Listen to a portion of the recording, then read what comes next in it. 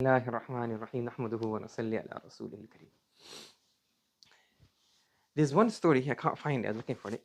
It's regarding, I think, one lady. So she was in her house, either doing something, maybe she had a candle on or she had a fire on, cooking something, and somebody gave her the news that her husband had passed away. So as soon as she got the news that her husband passed away, immediately what she did was she turned off the stove. Or she, not turned off the stove, but she out the fire. This is obviously a very old book. So old book meaning old story. So not a stove, but she switched off she kind of out the fire. Or she turned off the candle. And the reason for this was that what? That the firewood or the candle belonged to the husband. So the husband passed away, what happens now? It doesn't belong to you anymore. And he gave permission. Now this relates to all the word of Allah. So the word of Allah have right over this, and now therefore I'm not able to use this. We have the kind of story. It's very important. This is a high level of taqwa.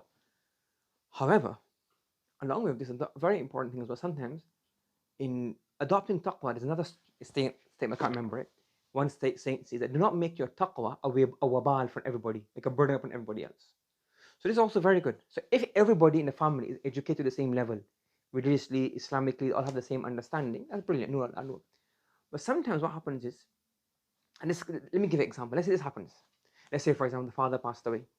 And now what do you have? Now, the car, the house, even in theory, if he was earning all the money, even the milk in the fridge, they all belong to the father. So therefore, nobody can use it because it belongs to all the waratha. In theory, yes. However, there's something called even the urfi. You have to have permission to use it. And the permission is sarahatan, explicitly. And you can also have what? Urfi meaning it's okay, nobody's going to mind. Do you understand? So sometimes you have to look at balance of the situation. Because sometimes you have to be too muttaqi, and your taqwa can become a means of hurting somebody's feelings. Do you understand? For example, let's say the father passed away. And now the mother goes and does what? Next morning wakes up, have cereal. Or her husband just passed away, her life friend just passed away. And he said, you can't use that as to get my permission. So in theory, you're right. But what you've done is you've just kind of... now, if she's not on that educated at the same level, or she's not thinking on that line, you're going to say, well, no, all you're going to say this is that I don't think if any of the children have a problem with her using the milk. they need some slaps. But even if something a bit more significant, let's say, for example, she sends one of the other sons, she's an idda, go and collect something take the car, go collect something for me, from somebody's house. And the car has something to use. So you say, well, nobody's really going to mind. Or if just mention it privately amongst others, that we'll sort this out. So in terms of usage, we'll have to sort something out. Because imagine you tell her, no, we can't use the car now. So now she's lost, she's in grief, she's sad. She's not prepared for this kind of masail mentally. And he puts upon her feelings really badly, isn't it? She's thinking, what are the kids trying to do to me now? Do you understand? So sometimes taqwa, for yourself, you can do as much as you want.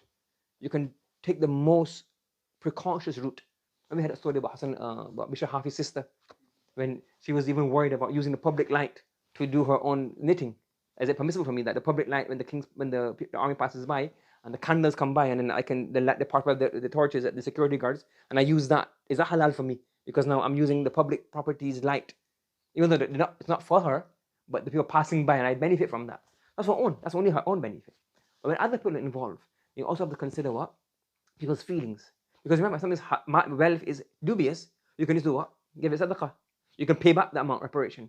You hurt somebody's heart, that's very hard to make up for. Do you understand? So in taqwa, be very careful that your taqwa doesn't become a burden on somebody else, plus musibah on somebody else. Is that clear? Yes?